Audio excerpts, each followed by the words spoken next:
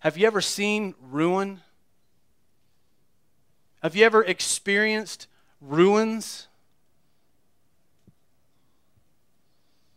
Here he is. He's seeing the earth as it's going to be. The Lord is going to return someday. We're still waiting for this to happen. And there's going to be a tremendous battle that will take place.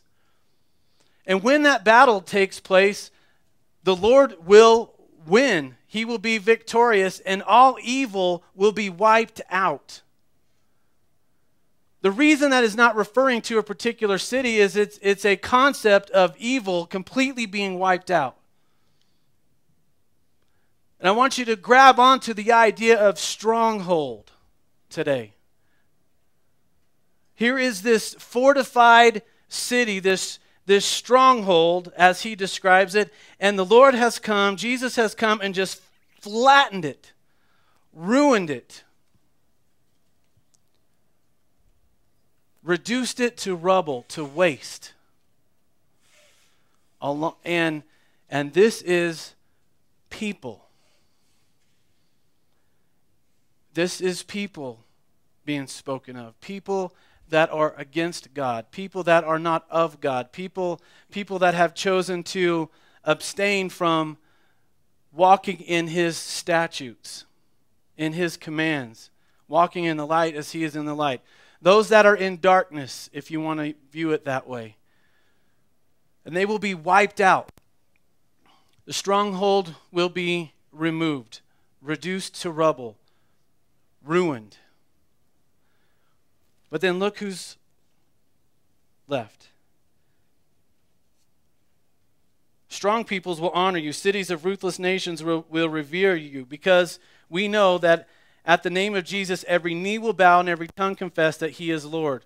There will come a point in time when even those who have done evil will fall on their hands and their knees and declare Him as Lord, even though they will be wiped out.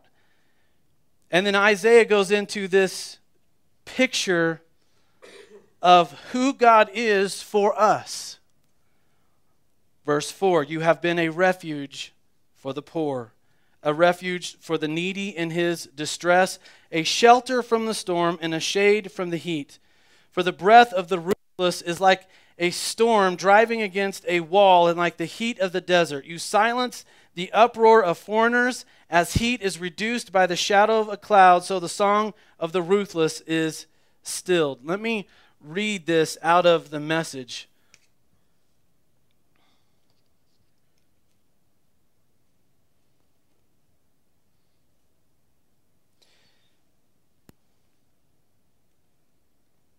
The world will see that you take care of the poor,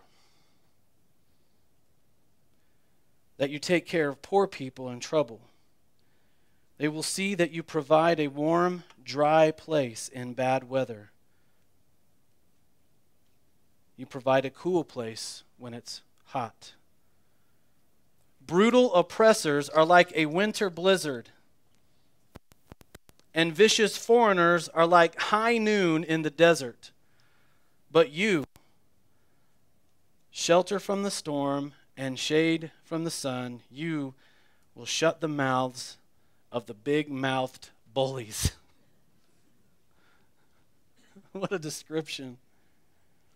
This is the power of God unleashed. This is the power of the Almighty that opens up onto this planet. And those of us that walk in the light, we are going to be experiencing His power as shade and as refuge and as protection, while those that are in the darkness are going to be experiencing His power as wrath, unfolding, unloading, becoming ruin. I want to be on the right side of this, let me tell you.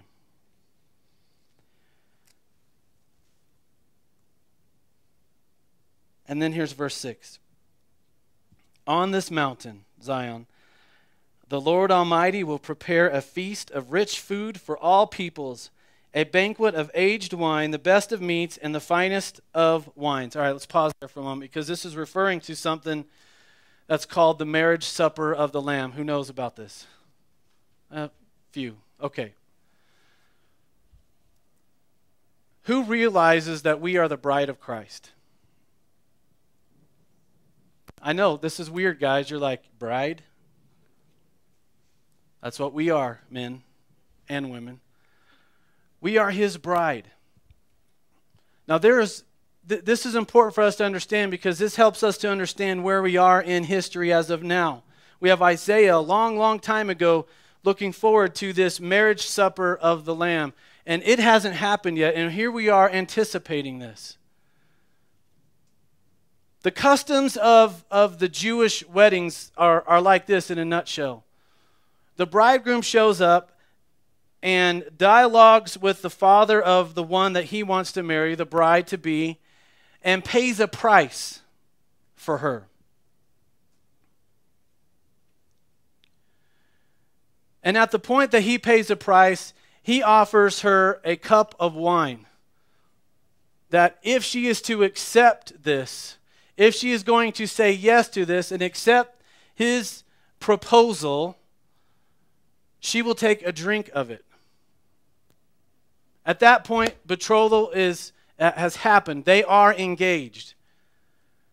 And the bridegroom departs, and he says, I'll be back. I'm going to go prepare a place for us to live, and I'm going to come back someday.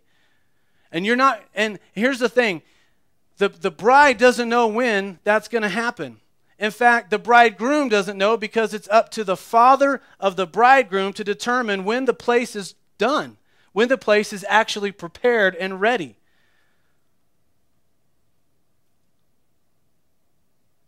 Now you realize that this is where we're at in spiritual history.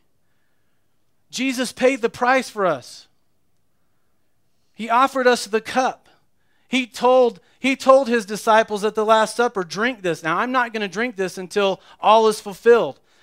He's not going to drink of this cup again until this marriage feast takes place. But he's paid the price. He's offered the cup, and it's up to us to say yes. Are we going to accept his proposal? And he says to the disciples, as he is ascending up into the air, I'm going to prepare a place. He'd already told them, it's not for you to know the dates and the times. In fact, only the Father knows. He says that, Acts chapter 1, look it up. Only the Father knows when I'm going to be coming back. Because it's up to the Father to say to the Son, yes, the place is ready, it's time. And the bridegroom then returns. And when the bridegroom returns, the bride and the bridegroom are ushered into a place where they honeymoon for 7 days inside of this tent area and consummate the marriage. When that's done, they come out and there is a feast. There is a party. And it lasts for however long. Celebrating this union, this marriage. Now, folks, this is what we're looking forward to. Now, there's a number of parables that talks to us about being ready. You look at the parable of the 10 virgins and needing to keep their oil nice and full, and you see that kind of stuff. This is us right now, right here. The bridegroom has yet to return. He's still preparing this place for you and I.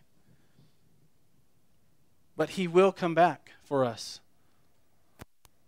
And when he does, will we have said yes to his proposal? Now is the time, folks. If you're still wondering, if you're still debating, if you're still trying to figure things out, if you're just still not quite sure about this Jesus thing, you don't want to wait until it's too late. And 2 o'clock today might be too late. We just don't know when it's going to happen. But he is returning for us. And when he does, there will be a marriage ceremony of sorts.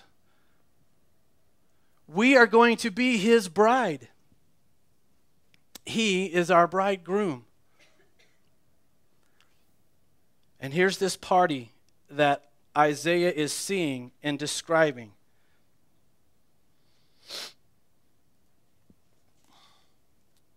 Verse 6, I'm just going to read it again. And in this mountain, this is the message again.